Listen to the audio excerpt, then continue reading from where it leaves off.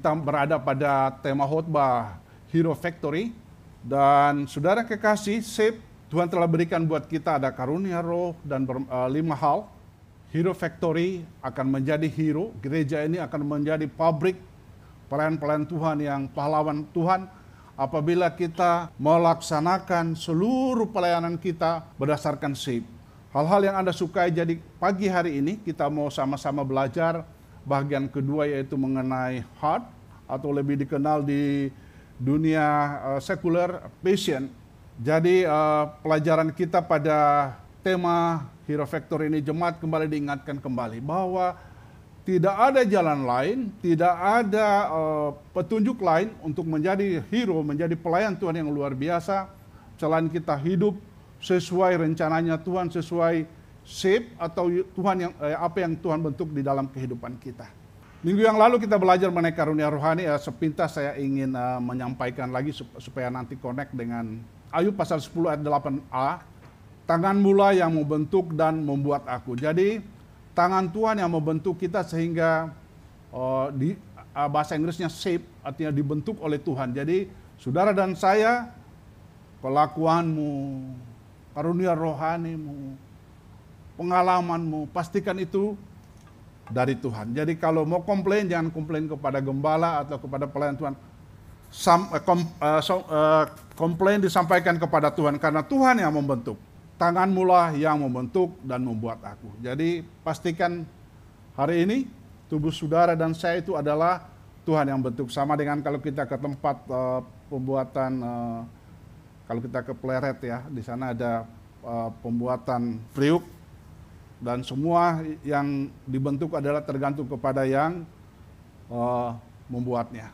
Minggu yang lalu kita belajar karunia rohani. Ingin saya sampaikan sepintas bahwa karunia rohani itu ada kurang lebih 20 karunia rohani.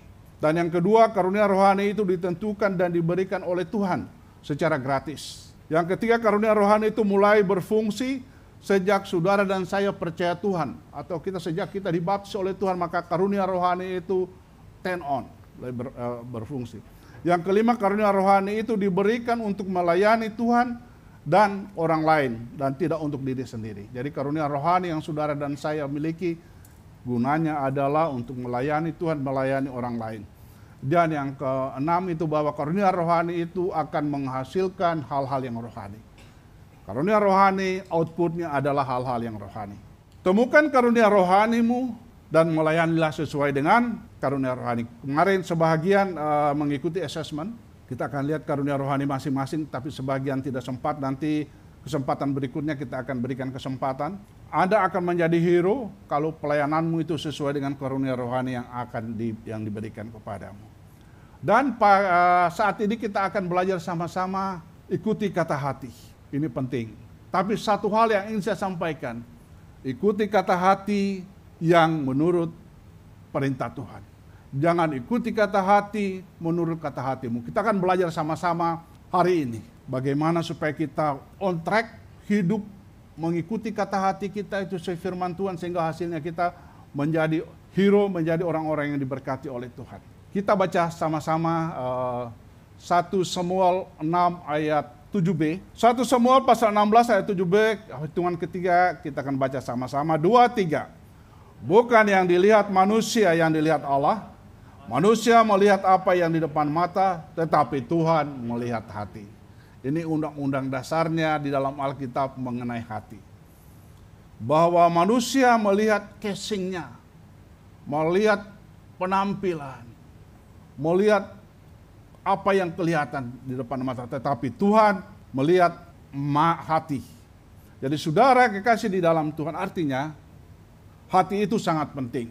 Hati itu sangat penting menentukan kehidupan kita. Hati kita itu adalah menggambarkan kehidupan kita. Apa yang ada di dalam hati kita, itulah Anda. Apa yang kau katakan, apa yang kau lakukan, semua berasal dari Tuhan. Yang setuju katakan amin. Nah, oleh sebab itu supaya bisa menjadi hero di dalam pelayanan, kita harus hidup dengan mengikuti kata hati. Kita belajar sama-sama. Pelajaran pertama adalah kenali hatimu. Penting, kenali dulu hatimu. Hatimu itu kayak apa supaya nanti mengelolanya benar. Amsal 27 ayat 19 berkata, seperti air mencerminkan wajah, dan demikianlah hati manusia mencerminkan manusia itu. Anda perlu mengenali hatimu, itu penting. Alkitab menggunakan kata hati untuk menggambarkan kumpulan motivasi yang Anda miliki. Jadi hati kita ini, semua motivasi apapun yang kita pikirkan ada di dalam hati kita. Menjadi pusatnya, ada keinginan, ada motivasi di sana, ada harapan, ada kerinduan, ada impian, ada ambisi, ada kasih sayang. Hal-hal yang dipedulikan dan lain-lain. Hal yang Anda sukai ada di sana. Semua ini tersusun di dalam hatimu. Pegang, ini hati saya Tuhan. Semua keinginanmu sumbernya itu berasal dari Tuhan. Sehingga firman Tuhan berkata, demikianlah hati manusia mencerminkan manusia itu. Jadi apa hatimu, itu yang akan menggambarkanmu. Dengarkan isi hatimu. Isi hati kita itu terisi salah satu sesuatu yang sangat suka saya lakukan. Itu nomor satu. Yang kedua, sesuatu yang selalu diimpikan untuk dikerjakan. Dan selanjutnya sesuatu yang membuat saya bersemangat dan bergairah. Sesuatu yang saya paling bisa atau kerjakan. Kalau kita bekerja, melakukan sesuatu sesuai dengan isi hati kita, maka engkau akan menjadi ahli di sana. Kemudian Alkitab mengatakan bahwa hati Anda menentukan 3 hal. Perhatikan baik-baik. Hati menentukan 3 hal. Perhatikan hati kita ini menentukan 3 hal paling penting di dalam kehidupan kita.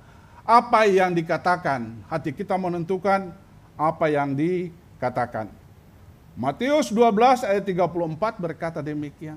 Hai kamu keturunan ular beludak, bagaimanakah kamu dapat mengucapkan hal-hal yang baik, sedangkan kamu sendiri jahat? Karena yang diucapkan mulut meluap dari hati. Jadi mulut itu berbicara apa isi hatimu. Benar apa betul saudara? Jadi apa yang kita ucapkan itu apa yang ada di dalam hati kita. Jadi kalau hati kita ini dipelihara dengan firman Tuhan, hal-hal yang baik, maka itu yang keluar. Tetapi hati itu hanya diisi 2. Diisi oleh Tuhan, dan 2 diisi oleh iblis. Kalau sudah diisi oleh iblis, yang keluar juga iblis. Kata-kata yang tidak mengenakan semua.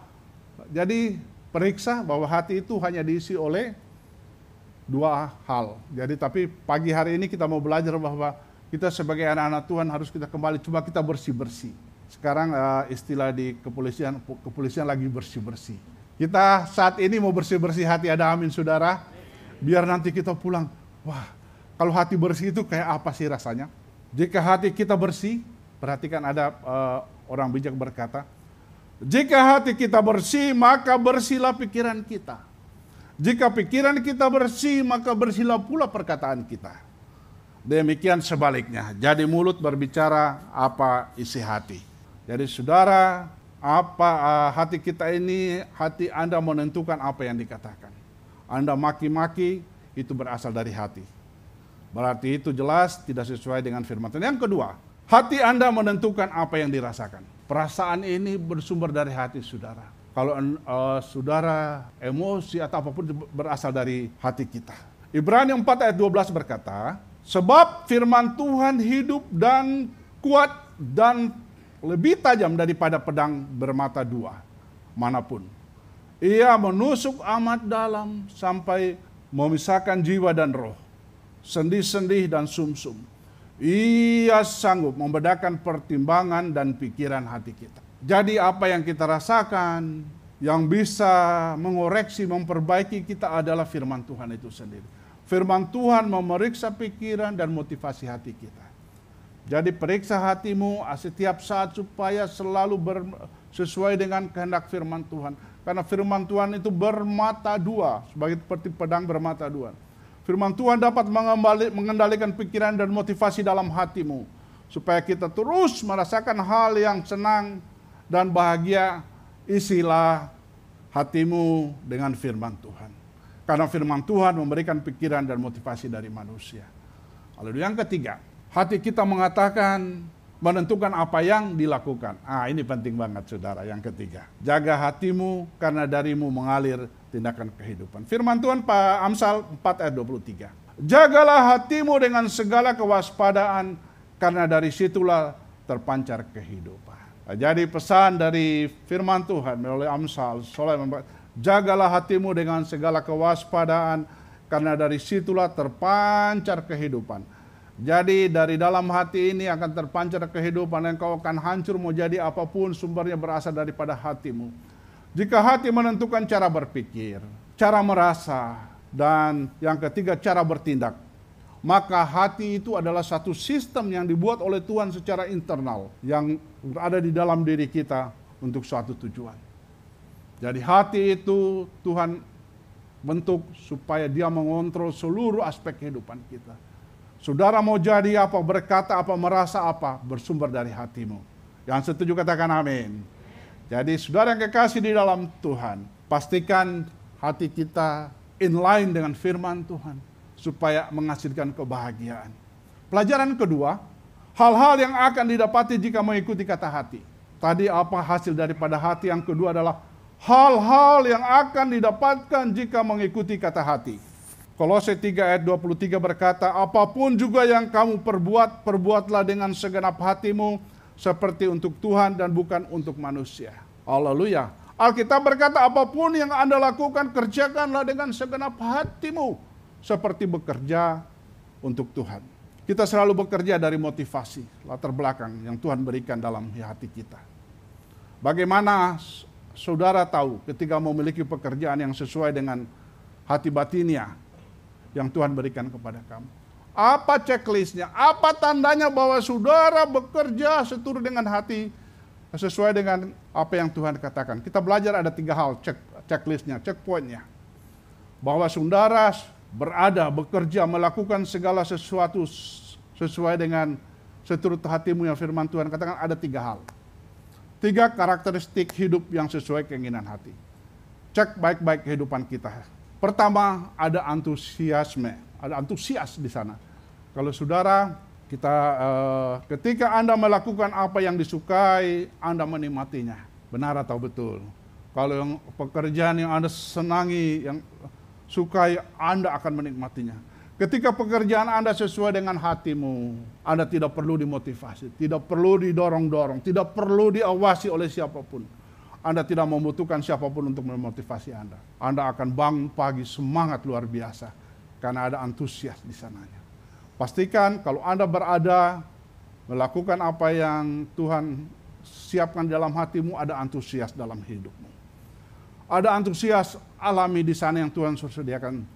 Anda tidak perlu hadiah, tidak perlu tepuk tangan. Anda melakukan karena Anda melakukannya karena menyukai hal itu. Ada antusias. Antusias adalah indikator pertama yang dirasakan. Pastikan pada pagi hari ini Anda berada di mana. Apakah yang Anda yang ada kerjakan rumah tanggamu, pekerjaanmu, apakah ada antusias di sana? Saya saudara sedikit kesaksian. Saya waktu di Angkasa Pura, terutama di Garuda juga dipindah-pindahkan segala bahagian, maksudnya untuk belajar. Tetapi kalau saya berada di suatu bahagian yang tidak ada antusias, saya malas berusaha. Saya bilang, bos, saya nggak cocok di sini, nggak ada semangat di sini. Pada saat saya ditempatkan di suatu tempat yang sesuai dengan isi hati saya, pulang jam 10 malam tidak ada masalah. Jam 7 pagi sesudah ada di tempat saya mengerjakannya. Jadi itu checkpointnya ada antusias. Firman Tuhan berkata pada Pengkhotbah 2 ayat 10, aku tidak merintangi mataku daripada apapun yang dikehendakinya. Dan aku tidak menahan hatiku dari sukacita apapun. Sebab hatiku bersukacita karena segala jeripayaku. Itulah buah segala jeripayaku. Haleluya. Apakah Anda senang dengan pekerjaanmu saat ini? Jika tidak, itu adalah masalah serius. Dan kemungkinan besar Anda berada di pekerjaan yang salah. Tuhan tidak ingin Anda menanggung beban dalam hidup ini. Tetapi Tuhan ingin Anda menikmati hidup. Saya ulangi sekali lagi, Tuhan pada dasarnya, basicnya, tidak mau saudara dan saya hidup penuh dengan beban, tetapi dia mau kita hidup menikmatinya, menikmati hidup ini. Tuhan tidak ingin hidupmu menjadi beban, tetapi Tuhan ingin itu menjadi kesenangan di setiap kehidupan kita. Jika hatimu tidak di dalam pekerjaan yang Anda lakukan, itu adalah beban atau hambatan menurut firman Tuhan. Artinya, jika pekerjaan itu tidak menyenangkan hatimu tidak menyukainya, pelajaran di PDC, leave it, tinggalkan itu katanya. Berarti kita tidak bekerja tidak sesuai dengan shift, sesuai rencana yang Tuhan berikan di dalam kehidupan kita. Petunjuk PDC Levit, Anda akan jauh lebih berhasil daripada ketika Anda mencoba sesuatu yang di luar passionmu, sesuai apa yang hatimu suka. Karena pada dasarnya orang tidak berhasil pada apa yang tidak mereka sukai. Jadi firman Tuhan mengajarkan, karena pada dasarnya orang tidak berhasil pada apa yang tidak mereka sukai. Yang setuju katakan amin. Jadi kalau ada yang tidak disukai, jangan bertahan di sana. Firman Tuhan ada menyiapkan sesuatu yang Anda sukai sebenarnya. Haleluya. Emerson adalah salah seorang dosen dan penyair di Amerika Serikat pernah berkata demikian. Tidak ada yang hebat yang pernah dicapai tanpa antusiasme. Artinya, tidak ada orang pernah berhasil kalau mengerjakan sesuatu tanpa antusias. Benar atau betul? Jemaat yang dikasihi Tuhan. Pastikan Anda berada pada keadaan dan kondisi antusias pada pekerjaanmu saat ini. Apa yang kita lakukan saat ini? Anda ada antusias enggak? Tapi kalau mau bangun pagi malas karena ada pekerjaan, itu berarti Anda berada pada rencana yang tidak sesuai dengan rencana. Yang kedua, checkpointnya adalah ada efektivitas. Setelah Anda punya antusias, pastikan apa yang Anda kerjakan itu ada efektivitasnya. Ketika Anda melakukan apa yang Anda sukai dan sesuai dengan bakat Anda, memiliki hati untuk itu, maka Anda akan menjadi ahli dalam hal itu, akan menjadi juara di tempat itu. Ketika produktivitas dalam hidupmu adalah kelakuan apa yang dilakukan adalah sesuai dengan yang disukai oleh hatimu, dikatakan di sana. Kata lain untuk hati yang umum digunakan saat ini adalah, saya katakan tadi, adalah passion. Kunci untuk mencapai efektivitas diperlukan semangat. Semangat itu pada dasarnya netral. Itu bisa digunakan untuk kebaikan atau keburukan. Kebaikan atau kejahatan. Semangat bisa membuat kebaikan. Semangat dapat digunakan untuk kepentingan diri sendiri atau untuk melayani orang lain. Perbedaan antara gairah dan semangat ingin kita ketahui bersama-sama, bahwa apabila Anda memiliki semangat, berarti semakin Anda melakukannya semakin puas. Itu semangat. Tetapi kalau berbicara nafsu, semakin Anda melakukannya semakin tidak puas. Jadi kalau bersemangat, bergairah itu mengerjakan sesuatu, Anda akan merasa puas. Waduh, semakin puas. Tetapi kalau pada saat Anda berada pada posisi nafsu, semakin banyak kerjakan, semakin tidak merasa puas. Orang yang punya nafsu tidak akan pernah merasa puas. Semakin dia garang, semakin dia tidak puas. Jadi itu bedanya dengan semangat. Tapi saat ini kita diajarkan oleh Tuhan supaya kita efektif, perlu ada semangat dalam hidup kita. Ada banyak contoh di dalam Alkitab, orang-orang yang penuh semangat. Sebagai contoh yang perlu kita contoh, yang mempunyai semangat yang luar gairah dalam melayani Tuhan. Salah satunya Musa, memiliki semangat untuk membebaskan bangsa Israel dari perbudakan. Kita lihat Daud memiliki semangat untuk membangun bait suci, tetapi dia semangatnya luar biasa, tetapi dia bukan tugas yang Tuhan berikan. Yang ketiga, Nehemia memiliki semangat hasrat untuk membangun tembok Yerusalem. Dan kalau kita lihat Paulus memiliki semangat untuk membagikan kabar baik kemanapun dia pergi. Orang-orang yang bersemangat, orang-orang yang telah mengubah dunia, saya ulangi, orang-orang yang bersemangat, orang-orang yang telah mengubah dunia, bukanlah orang yang paling pintar, paling tinggi pendidikannya, atau paling kaya dalam dunia ini, atau bahkan paling berbakat di dunia ini. Tetapi perhatikan baik-baik, orang yang mengubah dunia, mengubah pelayanan Tuhan, tetapi orang yang telah mengubah dunia, yang telah membuat dampak adalah mereka yang memiliki hati.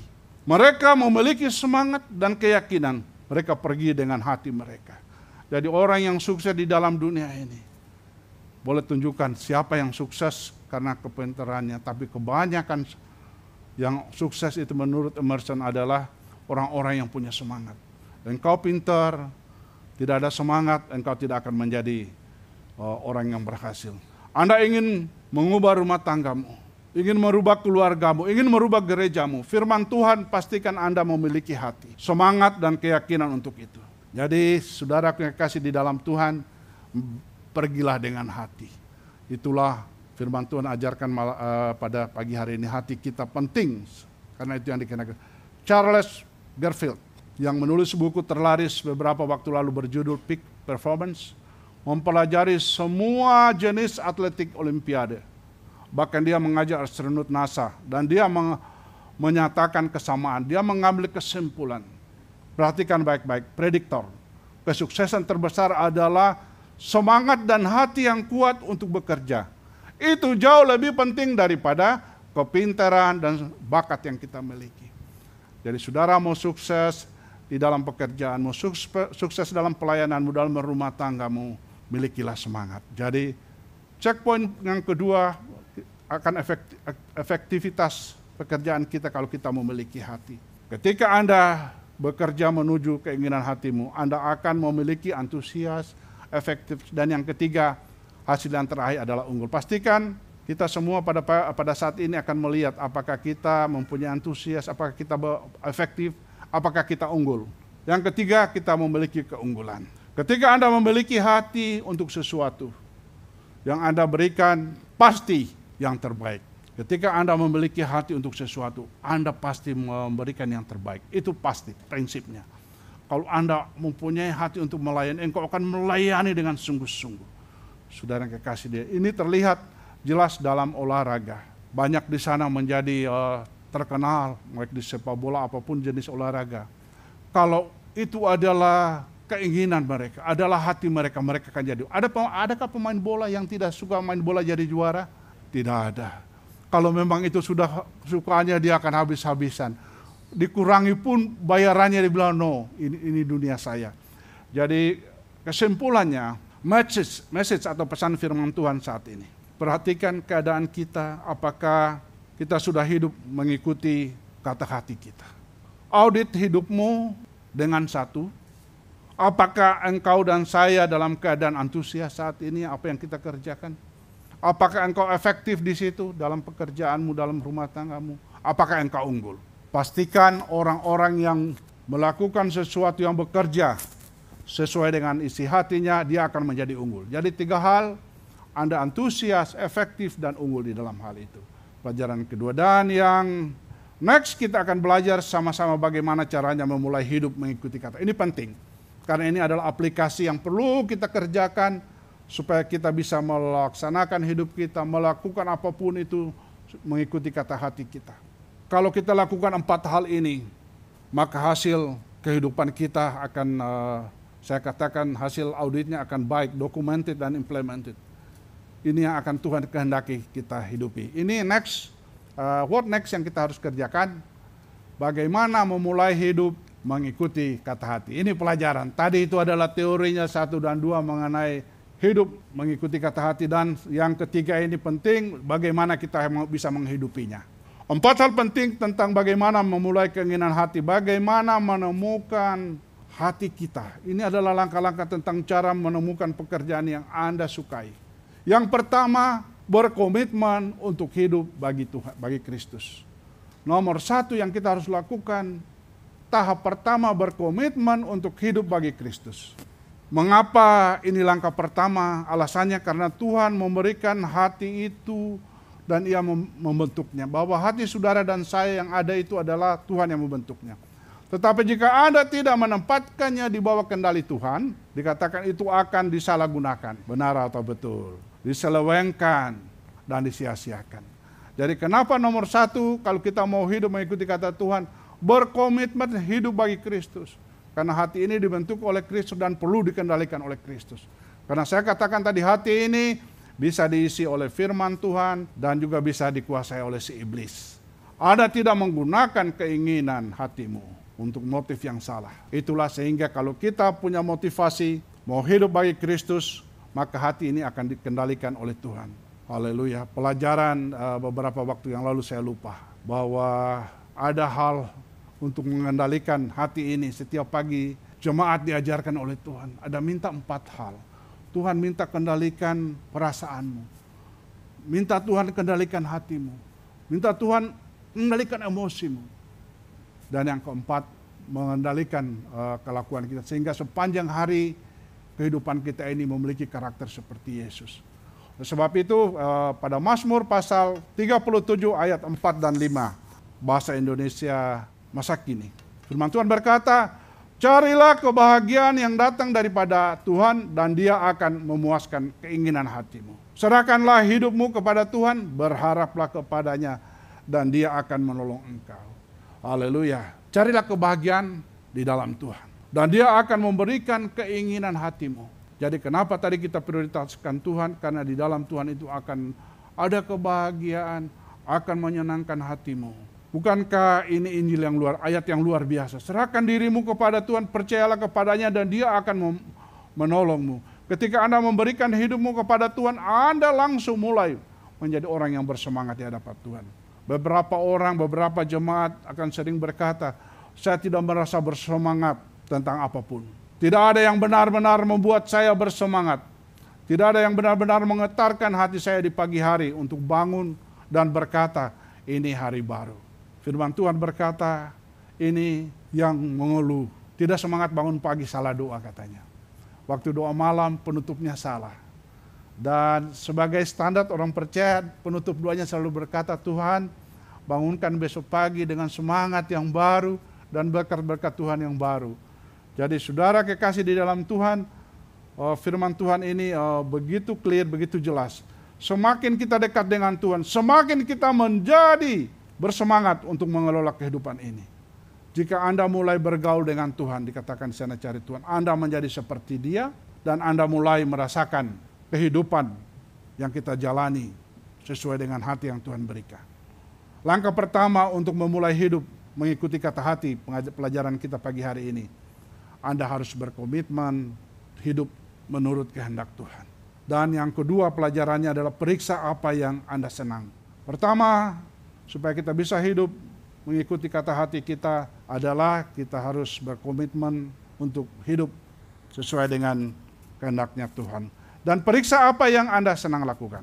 Galatia 4 ayat 6 berkata, baiklah tiap-tiap orang menguji pekerjaannya sendiri, maka ia boleh bermegah melihat keadaannya sendiri dan bukan melihat keadaan orang lain. Setiap orang harus memeriksa tingkah lakunya sendiri. Yang bisa mengetahui kelakuanmu, tingkah lakumu adalah dirimu sendiri. Maka ia akan dapat mengukur nilainya sendiri, tidak perlu membandingkan dirinya dengan orang lain. Ini berarti Anda harus kembali dan meninjau riwayat pribadi kita. Apa sih yang Tuhan taruh dalam hati, dalam hidup saya ini yang paling saya senangi di dalam kehidupan ini. Ada checklistnya sebagai petunjuk untuk kita mengetahui periksa apa yang saudara dan saya paling senangi di dalam hidup ini yang Tuhan sediakan. Apakah yang membuat saya tertarik? Nomor satu itu. Pastikan dalam hidup ini apa sih yang menarik di dalam kehidupan. Ketika Anda melakukan pekerjaan, hati Anda tidak bosan. Itu checkpointnya. Mengerjakan sesuatu tidak bosan berarti Anda tertarik dengan pekerjaan itu. Apa yang senang saya kerjakan? Cek hatimu, saya sangat baik ketika melakukan hal ini. Anda bisa evaluasi pada saat mengerjakan ini saya fail, gagal. Tetapi mengerjakan ini kok baik-baik saja, berarti itu yang disediakan oleh Tuhan. Saya paling sukses ketika melakukan apa?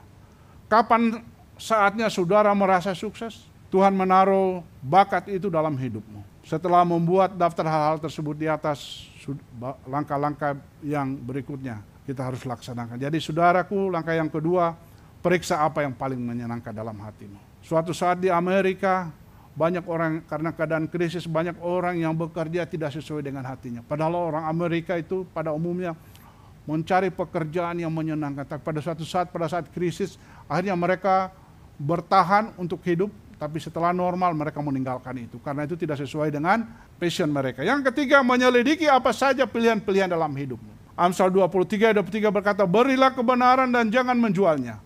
Belilah kebenaran dan jangan menjualnya. Demikian juga dengan hikmat, didikan, dan pengertian. Ini firman Tuhan sangat keras, sangat clear. Belilah kebenaran dan jangan menjualnya. Kalau saudara sudah memiliki kebenaran, memiliki hikmat, memiliki didikan dan pengertian, jangan jual itu. Jaga itu. Apa artinya mendapatkan pekerjaan yang mungkin menghasilkan banyak uang? Saya ulangi, apa artinya mendapatkan pekerjaan yang mungkin menghasilkan uang yang banyak, tetapi Anda membencinya sepanjang hidup? Itulah yang disebut hidup yang sia-sia. Anda perlu mencari semua yang Anda bisa kerjakan. Buatlah pilihan hidup sesuai dengan firman Tuhan. Kalau tidak sesuai firman Tuhan harus berani, katakan kita harus berani menilainya. Amsal 23 ayat 23 tadi berkata, dapatkan fakta dalam harga berapapun. Berapapun harganya kebenaran itu kita harus beli. Miliki dan pegang yang namanya kebenaran, hikmat, didikan, dan pengertian. Cari dan beli berapapun harganya menurut firman Tuhan. Jangan menjualnya. Jadi saudara punya kebenaran, jangan menjualnya. Jangan membandingkan dirimu dengan orang lain. Orang yang bersemangat tidak peduli apa yang dipikirkan orang lain. Dalam kaitannya dengan panggilan Tuhan untuk mereka lakukan. Orang yang bersemangat, firman Tuhan katakan, tidak terintimidasi oleh harapan orang lain. Pastikan Anda tahu Tuhan ingin kamu menjadi apa. Pastikan kita cari tahu Tuhan sebenarnya maunya saya ini mau jadi apa. Alkitab mengatakan dapatkan fakta dengan harga berapapun. Dapatkan kebenaran dengan harga apapun dan jangan menjualnya. Pesan firman Tuhan pada pagi hari ini supaya kita menjadi orang sukses. Salah satunya terhubunglah dengan orang-orang yang sukses dan efektif bidang yang Anda sukai. Nah, ini petunjuk firman Tuhan pada pagi hari ini. Haleluya. Terhubunglah dengan orang-orang yang sukses dan efektif di bidangnya yang Anda sukai. Jadi jangan carilah teman atau relasi yang sama minatnya dan mereka orang-orang yang sukses. Ada sebuah ayat dalam Alkitab yang mengatakan, besi menajamkan besi. Jadi jangan salah bergaul. Firman Tuhan untuk menyelidiki pilihan-pilihan dalam hidup ini, pastikan apa yang Tuhan mau, carilah orang yang sama, maka kita akan sukses. Yang keempat, yang terakhir. 1, 2, 3. Petunjuk tenis. Dan nomor 4 adalah kunci terakhir. Harus berani melangkah dengan iman. Kita menyerahkan hidup kita kepada Kristus. Kita memeriksa apa yang senang kita lakukan. Kita melihat semua pilihan dan kemudian kita melakukannya. Inilah yang Tuhan ciptakan untuk saya. Pastikan itu. Beberapa dari kita mungkin pulang dan berkata, pekerjaan yang saya kerjakan saat ini tidak sesuai dengan firman Tuhan. Itu mungkin salah satu hal yang spiritual yang kita dapatkan pada saat ini. Haleluya, apa yang Tuhan ciptakan buat kita, pastikan apa yang Tuhan ciptakan buat saya. Yosua 1 ayat 9 memberikan petunjuk buat kita, supaya kita harus berani melangkah dengan iman. Bukankah telah kuperintahkan kepadamu, kuatkan dan teguhkanlah hatimu. Janganlah kecut dan tawar hati, sebab Tuhan Allahmu menyertai engkau kemanapun engkau pergi. Berani dan kuatlah, hilangkan ketakutan. Ada 3 hal ketakutan yang mau bunuh mimpi dan kehendak hati orang percaya. Atau siapapun dia. Pertama, takut diejek. Haleluya. Yang kedua, takut gagal.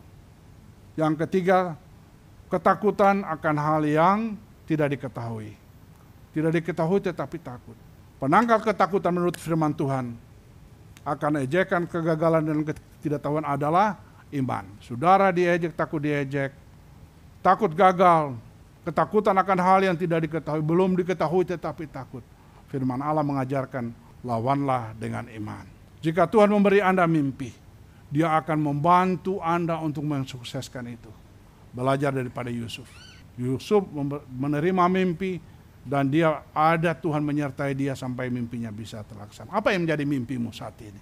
Saudara kekasih di dalam Tuhan, 4 hal yang kita harus lakukan supaya kita hidup sesuai dengan kata hati kita. Pastikan kita nomor 1. Kalau nomor 1 tidak bisa kita lakukan, jangan lakukan nomor 2, pasti gagal. Karena nomor 1 adalah kuncinya. Saudara pastikan hidup sesuai firman Tuhan. Isi hatimu dengan apa yang firman Tuhan katakan. Jangan isi hatimu dengan apa yang iblis katakan. Dan yang poin keempat, bertindaklah dengan iman. Saudara tidak melakukan ini, kita akan menjadi orang gagal yang selalu mengeluh mengemis kepada Tuhan. Kesimpulan firman Tuhan pada saat ini. Temukan apa yang Anda sukai untuk dilakukan. Kalimat pertama. Temukan apa yang Anda sukai untuk dilakukan. Yang sesuai dengan tujuannya Tuhan menciptakan Anda. Jadi jangan sesuai maumu, sesuai mau orang lain. Dan lakukanlah itu untuk kemuliaannya. Sekali lagi saya bacakan, temukan apa yang Anda sukai untuk dilakukan. yang disukai sesuai dengan tujuannya Tuhan menciptakan Anda. Dan lakukanlah untuk kemuliaan Tuhan. Sebagai ayat renungan kita untuk kita bawa pulang ke rumah masing-masing, Mazmur 37 ayat 4-5 berkata, carilah kebahagiaanmu di dalam Tuhan, cari di dalam Tuhan, Dia akan memberikan keinginan hatimu. Serahkan dirimu kepada Tuhan, percayalah kepadanya dan Dia akan membantumu. Tuhan Yesus memberkati. Amin.